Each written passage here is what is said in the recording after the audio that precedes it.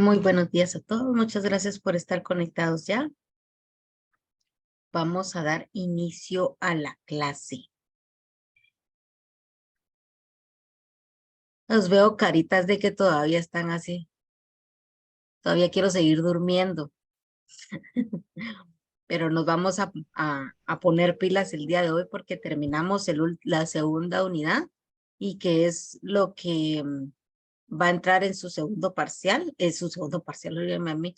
También estoy dormida en el primer parcial. Hoy vamos a hablar de eso para que empiecen ustedes a hacer sus repasos respectivos. Entonces, vamos a ver cuántos estamos ya conectados. 3, 6, 9, 10. Ya podemos empezar la clase con los que estamos. Entonces voy a proyectar en mi pantalla el archivo que estábamos viendo en la clase pasada, que les quiero comentar que ya está subido en la plataforma como teoría de la unidad 2 para que ustedes puedan descargar la información. Teoría segunda unidad, así es.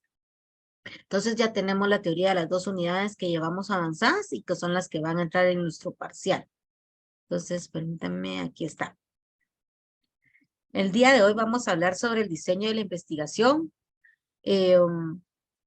Ahí pues ya sabemos nosotros que aparte de que estamos haciendo toda esta actividad, esta investigación de campo para esta investigación de mercados, nosotros tenemos que diseñar esa investigación de tal manera que vayamos a presentar un informe. La finalidad, el fin, mejor dicho, de todo este proceso es presentar un informe de investigación de mercados.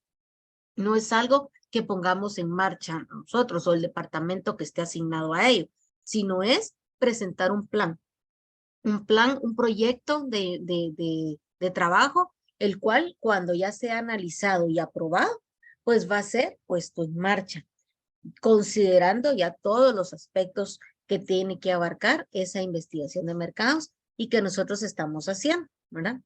Entonces, el diseño de investigación, como lo dice acá, es un plan básico que guía las fases de recolección y análisis de datos de proyectos de investigación.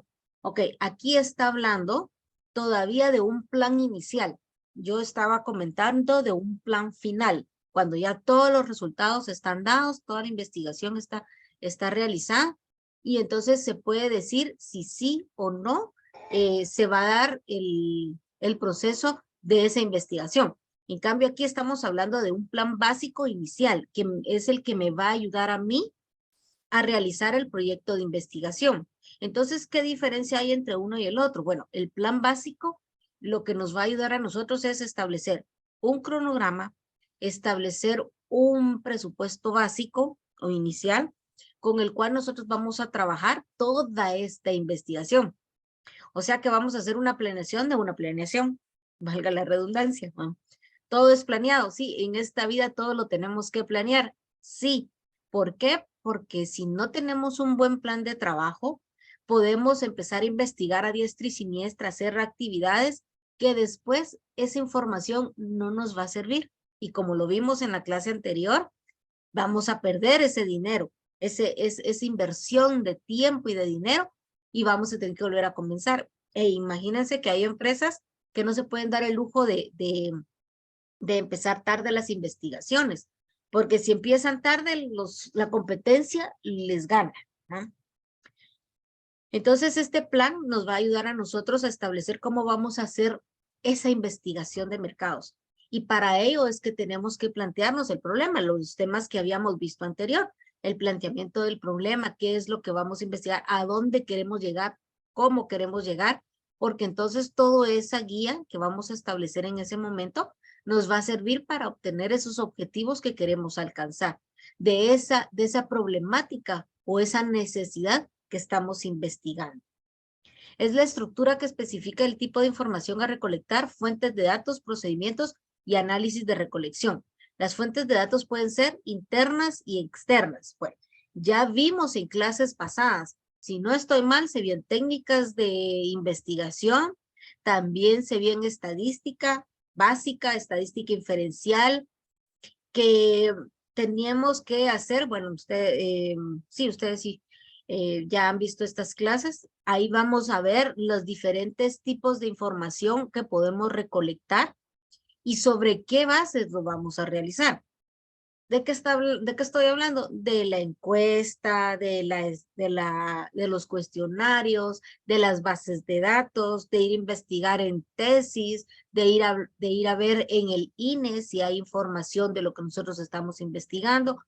Todo eso es la información que nosotros tenemos que ver qué vamos a utilizar, qué tipos de información vamos a usar, qué fuentes de datos vamos a recolectar y cómo los vamos a analizar, incluso cómo los vamos a presentar.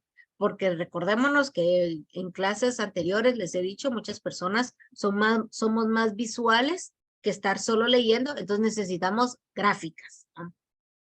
Aquí pues nos hablaban de datos internos y externos. Recordémonos esa información, de lo que aprendimos en esas técnicas. Las fuentes internas son todo lo que vamos a recabar la información nosotros dentro de la empresa que nos va a servir. Ejemplo, queremos sacar otra línea de producto de las que nosotros tenemos. Entonces las fuentes de investigación podemos hacerlas primeramente internas. ¿Cómo las vamos a hacer? Bueno, vamos a ir a investigar, vamos a ir a averiguar en nuestra empresa si están probando nuestros productos y qué les parece. Es algo que es importante que hagamos, que nuestra propia personal sepa y conozca de nuestro producto, porque si no, tampoco va a tener, máxime los de ventas, no van a tener las herramientas de ofrecer el producto si no lo han probado. Entonces tenemos que ir a preguntarles a ellos qué les parece, cómo está, qué creen, si cambiamos el diseño, si cambiamos o sacamos una nueva línea de producto que va enfocado a tal dirección. Esas son las fuentes internas que nosotros vamos a conseguir, porque vamos a hacer, ¿qué es lo que hice yo ahorita? Como una entrevista. Es la herramienta que normalmente y que comúnmente se utiliza para todo tipo de investigación. La entrevista y la encuesta van siempre en los planes básicos, ¿no? Entonces ya ahí recabamos información, generamos una base de datos y podemos trabajar con ella como información inicial. No le puedo decir primaria porque la información primaria se enfoca desde otro punto de vista. Es la información inicial. Y las fuentes externas es cuando ya empezamos a investigar por fuera de. Pues esa investigación externa puede ser que nosotros la realicemos como obtengamos esa información de base de datos ya existentes. No tengamos que hacer todo el trabajo. Tipos de información. Ay, está lenta mi máquina el día de hoy. Ahí está. Aquí está. Miren, datos primarios. Por eso no le podía decir datos primarios a los otros. Son la información que reúne o genera el investigador para alcanzar los objetivos del proyecto en que está trabajando. Las encuestas y los experimentos constituyen la fuente principal de datos primarios. Para muchos, la definición de la investigación de mercados es encuesta. O sea, siempre tenemos en la mentalidad hacer una encuesta, hacer un cuestionario, hacer una entrevista.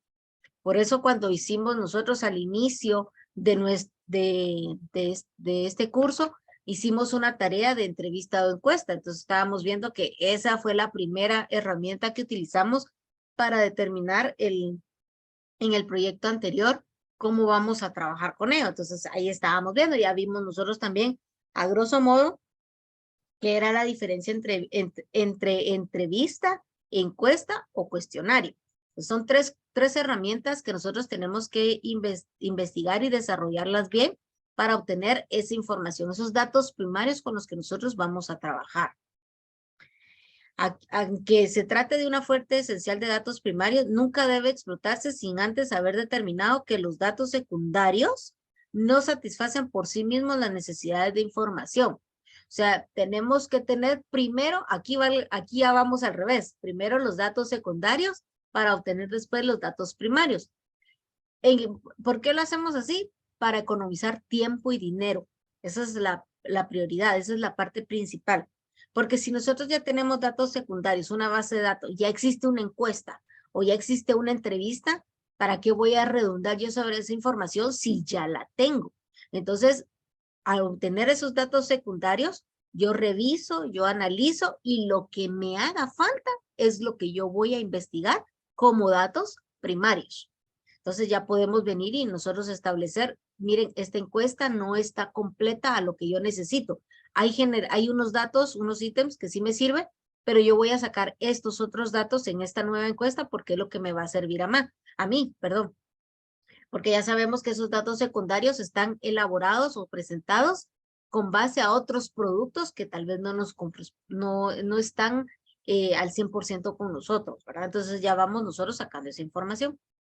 Los datos secundarios contienen información que ha sido recabada por alguien que no es el investigador, que era lo que comentábamos.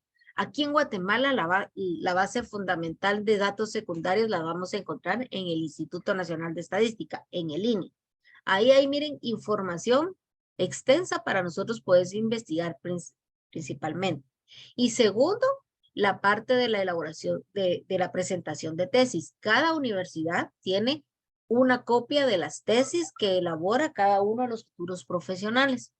Y los colegios de los profesionales también tienen esa parte. O sea, nosotros como futuros administradores podemos ir a la escuela de administradores, que está unida con los economistas y parte de los auditores, que ahí podemos ir a investigar las bases de datos que ellos manejan, que son las tesis, ¿no? Ahora, si somos auditores y que deberíamos de estar inscritos en el colegio que nos corresponde, que es en el ICPA, el Colegio de Contadores, ahí también tenemos base de datos, tenemos tesis, podemos ir a investigar para poder obtener estos datos secundarios, aparte del INE. Y a veces nos sirve más porque son más personalizados en cuanto a nuestras carreras, ¿no? En comparación con los datos primarios, la información secundaria ofrece la ventaja de ser más rápida y de costar menos. Nuevamente, las empresas siempre buscamos la mejor información al menor costo, aunque a veces no guarda estrecha relación con el problema de mercadotecnia, lo que acababa de mencionar. Las bases de datos va a ayudar a establecer premisas, pero no va a estar personalizada a lo que nosotros queremos, ¿no? Vamos a ver si me deja abrir el...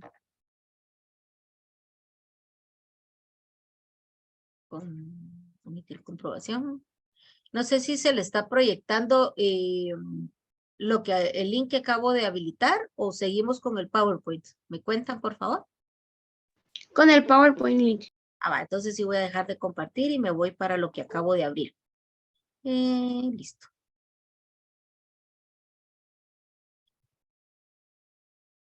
Listo, ahora sí ya estamos viendo ahí lo del internet, ¿verdad? El link, perdón. Ese link ustedes yo se los dejo ahí para que ustedes vuelvan a leer lo que estamos viendo acá, porque aquí solo vamos a ver los primeros dos. Son 9 ejemplos para que nosotros vayamos entendiendo y aterricemos mentalmente de toda esta teoría que hemos estado hablando. Porque dirán ustedes, ay, qué aburrida esta clase es de pura teoría. Sí, lamentablemente sí es bastante teórica, pero vamos a hacer algunas actividades prácticas para que podamos poderlo entender. Ya empezamos con una que vimos, nos amparamos a un proyecto anterior para no estar generando otro proyecto o haciendo o extendiéndonos en trabajo. Y nótese, ahí ya podemos dar el primer ejemplo. Con base de datos secundario, o sea, un trabajo anteriormente hecho, nosotros trabajamos una herramienta ahorita con investigación. No tuvimos que empezar a desarrollar y ver la problemática, la visión, la misión, porque ya teníamos toda esa información. Ya sacamos nosotros sobre esos datos secundarios algo más, ¿no? Entonces ya tenemos ahí un claro ejemplo de cómo lo estamos haciendo.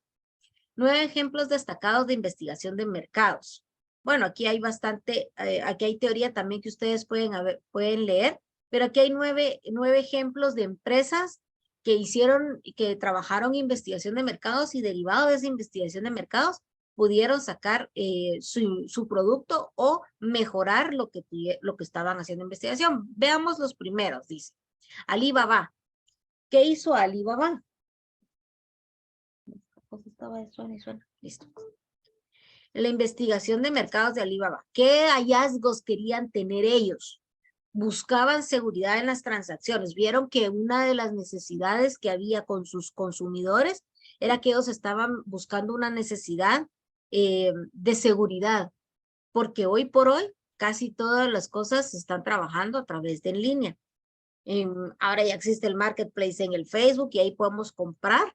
Si bien es cierto, aquí en Guatemala todavía existe esa inseguridad, nosotros hacemos pago contra entrega, incluso ahí las ventas las vemos de esa manera, pero otros utilizan mucho Amazon, no me recuerdo ahorita qué otro, principalmente he visto ese.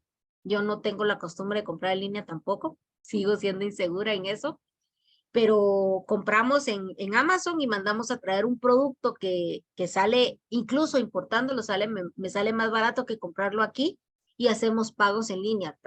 Utilizamos nuestras tarjetas, damos información personal que a veces esa es la inseguridad que tenemos, ¿no?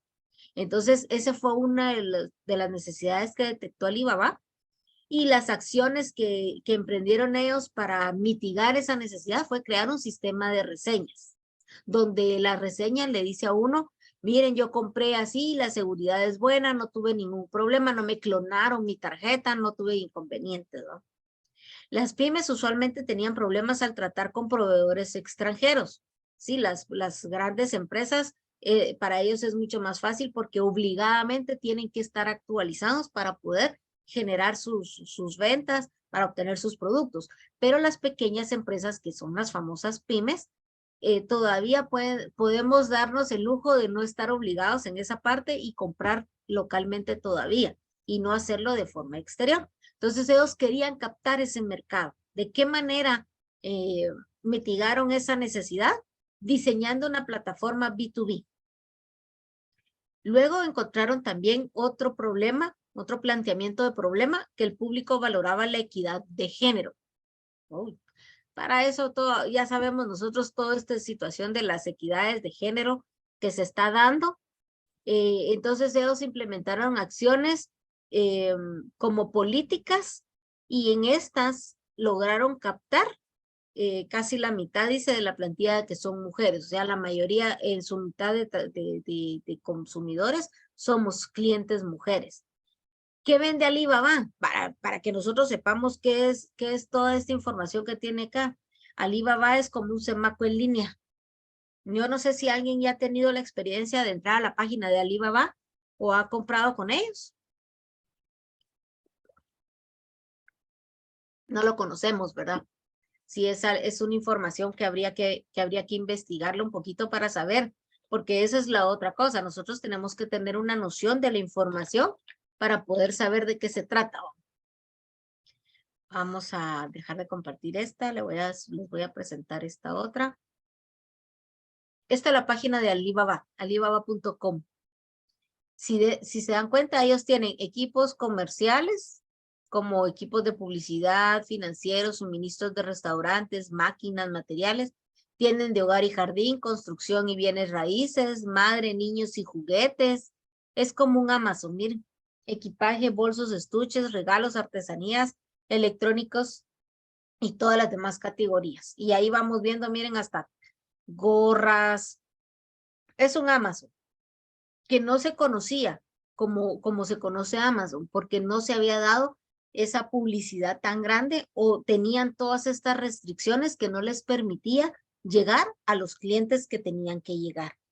Entonces ahora ya conocemos un poquito más de esta empresa, del ejemplo que estamos viendo. Por eso es que vamos a ver poquito, porque voy a estar cambiando la pantalla para que vean. Hasta hace algunos años, en muchos lugares del mundo, no conocíamos esta plataforma de comercio electrónico. A finales del 90, Jack Ma fundó Alibaba. Con el paso del tiempo se convirtió en un referente mundial. Gigante asiático en los marketplaces, descubrió una beta inexplorada: conectar exportadores en China con importadores en el resto del mundo, bajo un esquema de trabajo del business to business, que es B2B. O sea, negocios con negocios, unas transacciones entre ellos, ¿verdad? Si alguien sabe más del B2B, le agradeceré que nos explique un poquito más porque yo no controlo ese esquema. Los investigadores de mercado que realizaron los condujeron a resultados interesantes, las investigaciones, perdón. Este tipo de plataforma quería seguridad y confianza al momento de hacer una compra. Llegaron a la conclusión de que una estrategia de puntos y evaluaciones semejantes a los que utiliza hoy en día Uber aportaba ese diferenciador. O sea que se basaron en datos secundarios para poder establecer en sus datos primarios lo que necesitaban. Porque entonces se enfocaron en ver cómo manejaba Uber esas transacciones, captando esas personas pequeñas, esos pymes, para poderlo llevarlo a su empresa también. Entonces ya vemos que se utilizaron datos secundarios. Muchas empresas pequeñas y medianas en China habían tenido problemas al momento de hacer tratos de negocios con extranjeros, ya que era muy común que perdieran mercancías o que fueran estafados. Además, dentro del mercado oriental había una serie de irregularidades que provocaban desconfianza.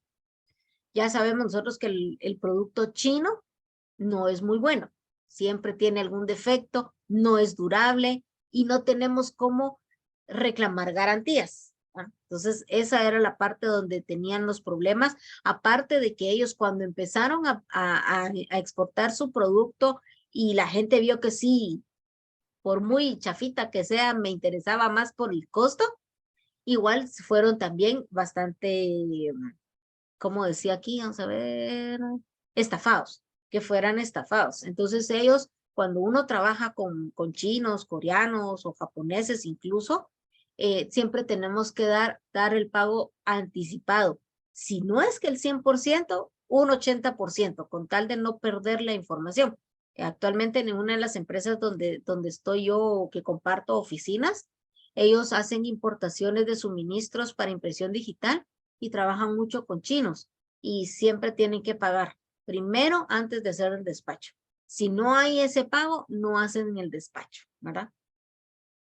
Alibaba actualmente ha puesto en marcha otra serie de negocios. Se dedica a la creación de portales web en transacciones B2B, venta al menudeo B2C, en su portal AliExpress, servicios de pago, incluso ha incursionado en la nube y los motores de búsqueda. No solo eso, pues la investigación de mercado reflejó tendencias que aprovecharon su momento con el impacto positivo al implementar medidas de equidad de género. Casi la mitad de su plantilla son mujeres y el modelo de negocio que consiste en ofrecer servicios a pequeñas empresas y personas para diversificar el nivel de consumo.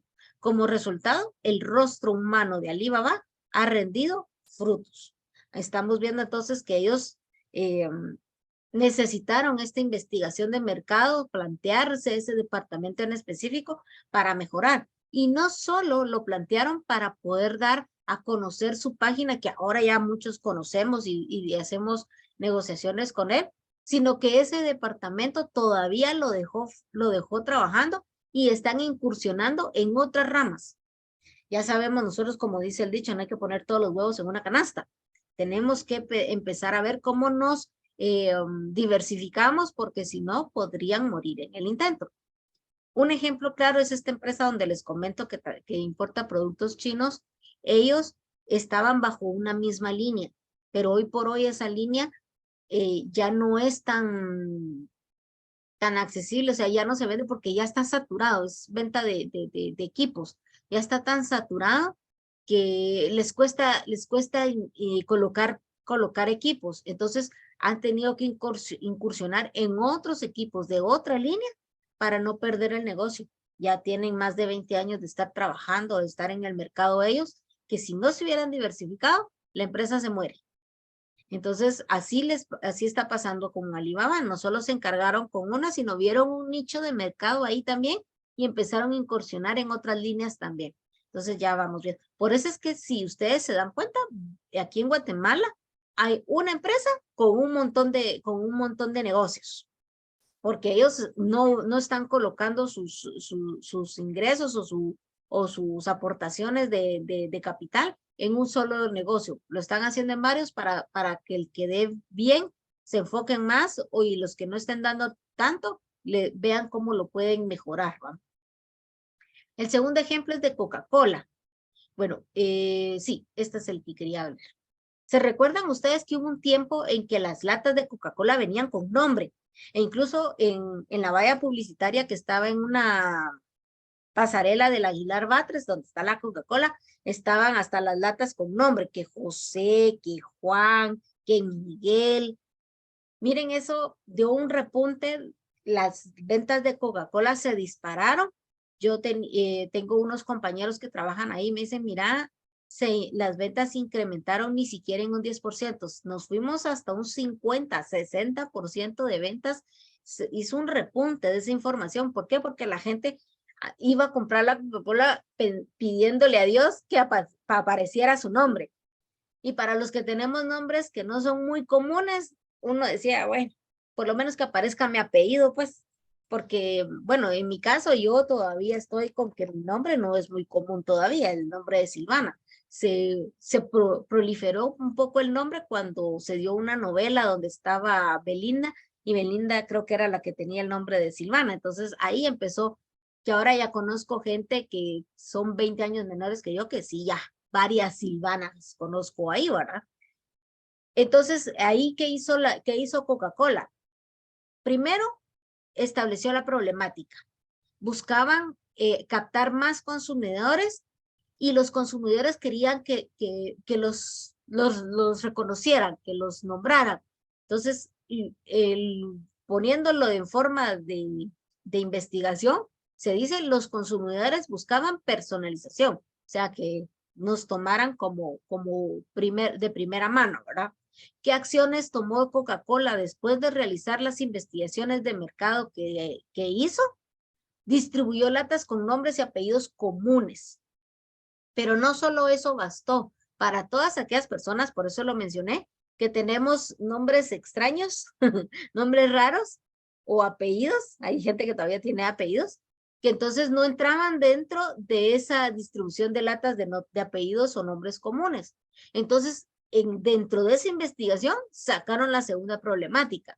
Algunos consumidores buscaban una personalización todavía mayor, o sea, ¿por qué no considerarme a mí también como consideraron a Juan, Pedro, Miguel, Lucas, María? ¿Qué otros nombres comunes hay, verdad? Yo mencioné varones, pero no mujeres. Y de los apellidos comunes, López, González, Gutiérrez, Guzmán, etcétera. Entonces, ¿qué fue lo que hizo Coca-Cola para todavía captar más? O sea, no se quedó conforme con lo que captó, sino que quería captar más. Entonces puso a disposición del público una plataforma para personalizar las latas a gusto de cada quien. Yo podía entrar a esta página y decir, por favor, personalicen latas con nombre de Silvana Melisa o de Silvana Guzmán. Entonces, e incluso los apodos, ¿no? También entraban ahí en esa parte. Entonces ahí vino Coca-Cola y captó más personas. Haciendo el estudio de mercado, verificando que todo estuviera bien, que todas las bases de datos con las que manejaron, trabajaron, les daba una seguridad, una certeza que iban a tener elevadas utilidades. Ellos invirtieron en esa plataforma porque la plataforma no existía. Entonces, nótese ahí que ya estamos empezando a ver costos también. Y por eso mismo es que estamos viendo que nosotros tenemos que hacer el plan inicial de trabajo. Con ese plan inicial nosotros podemos establecer un presupuesto con el cual vayamos a trabajar y verificar que en efecto todo lo que estamos haciendo, todo este tiempo de inversión y de costo, vaya a surgir, vaya a llegar a su finalidad, que es obtener utilidades, y que de ella vayamos a poder establecer también con un pequeño costo inicial, saber si puedo invertir en estos costos ya magnos y que me vaya a dar lo que quiero que me dé. Entonces Coca-Cola, al ver, les apuesto que lo primero que hicieron fue esta parte. Derivado de este repunte fue que tomaron el análisis del segundo, ya lo tenían proyectado en el plan de negocios final presentado, pero no le habían dado impulso hasta no saber si esta primera sección les iba a dar buenas utilidades. Al ver que sí tenían, incluso ni siquiera sacaron dinero de lo que ya tenían. Con este incremento que tuvieron, desarrollaron esta plataforma y les fue bastante bien. Leamos el resumen que nos dan. Las estrategias de mercado tienen como base la investigación, planeación y ejecución, y pocas empresas han sabido enfocar sus esfuerzos en este aspecto como Coca-Cola. Se dieron cuenta que los consumidores buscaban grado de personalización mayor, llegaron a la conclusión que el individuo tenía que estar en el centro de toda su estrategia, el área de investigación hizo su trabajo. La idea de colocar el nombre de personas en cada lata representó un boom en las ventas, ya que pronto los clientes comenzaron a compartir fotos. Sí, yo tuve varios compañeros ahí en el Facebook que estaban así con su lata. Lo conseguí mi lata, decía. Y ahí estaba metidito, ¿no? Ya que comenzaron a compartir fotos y videos con sus productos personalizados. Incluso podían pedir a través de una aplicación que incluyeran sus nombres. De esta forma, el producto y el consumo llegó a puntos culminantes. Clientes coleccionaban latas con los nombres de sus seres queridos.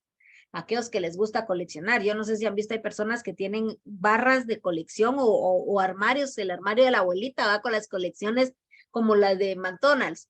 Salen las cajitas felices y uno compra la cajita feliz solo por el muñequito, ni siquiera es por la comida. Y ahí las abuelitas tenían un mueble donde guardaban todo eso y ahí Dios me libre quien se lo tocara, ¿va? Pero eso sí, también se mantenía bien limpio. Entonces las personas empezaron a coleccionar. Los que tienen esa costumbre coleccionaban bastante también e incluso lo hacían de forma sentimental. La planificación fue tan estupenda como la logística, pues llevar un control de los nombres solicitados para incluirlos en la fabricación de millones de envases no es fácil. Es lo que les comentaba. La inversión del tiempo y del dinero tienen que estar ellos, si no están en un 80, alcanzando un 95, 98, porque jamás vamos a estar en un 100% de seguridad que todo esto vaya a ser. Pero ellos tenían que tener una seguridad bastante completa para poder hacer esa inversión de tiempo y dinero. Si no, imagínense, tanta inversión y que no funcionara. Entonces ellos, pues menos mal, fue bastante buena su investigación de mercados y la logística que implementaron, que eso abarca nuestro plan de trabajo final de presentación de esa investigación. Tiene que abarcar plan financiero, plan de marketing, plan estadístico, plan de logística, que lo vimos en planeación y desarrollo de negocios. Ese curso no solo era para ver si de veras impulsar aquí los emprendimientos en Guatemala, sino que ver nosotros, entender que todo lo que tenemos que abarcar en una planeación de investigación de mercados. Para aquellos que nos vayamos a especializar en esa línea de la administración, ya sabemos nosotros que tenemos que recoger buena información, porque si no, vamos a dar información, pero mala información, ¿verdad? Y bueno, tenemos los otros ejemplos, que esos, pues ya ustedes le van a dar lectura y van a empezar a darle sentido a todo esto que estamos viendo en este curso. Está Uber, la Nestlé de México, Gori Gori Ramen, Banco de Sol, son mexicanos, estos tres son mexicanos. Starbucks creo que está enfocado también al mexicano, pero tiene muy similar toda la logística y proceso que se ha hecho aquí en Guatemala. El Apple y Airbnb. Esta ahorita la he estado escuchando mucho aquí en Guatemala. Vale la pena hacer la lectura. Entonces ustedes tienen el link ahí en la plataforma con el cual ya pueden hacer ustedes sus razonamientos y análisis de este curso que estamos viendo nosotros. Me voy nuevamente. Estábamos hablando en datos secundarios. Presupuesto y calendario del proyecto. Bueno, lo que había comentado, tenemos que manejar cierto presupuesto para que no nos extendamos y tiempo. El calendario es importante, límites de tiempo, como les comentaba. Si Coca-Cola no hubiera hecho eso y Pepsi se entera que están haciendo todo ese proceso, les comen el mandado y les ganan y pueden salir antes.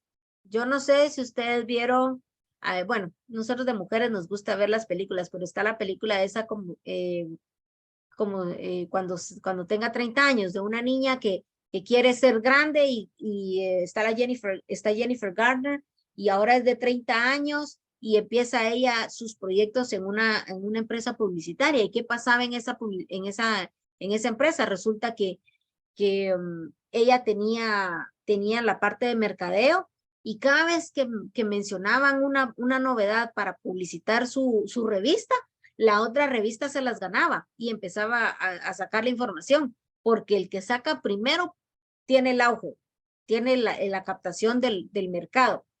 Entonces ahí en esa película se dio cuenta ella que la disque amiga era la mala y así. Entonces, para aquellos que les gusta ver películas, y tenemos, y que están enfocadas en este curso de investigación de mercados, es esa, como si fuera 30 años, algo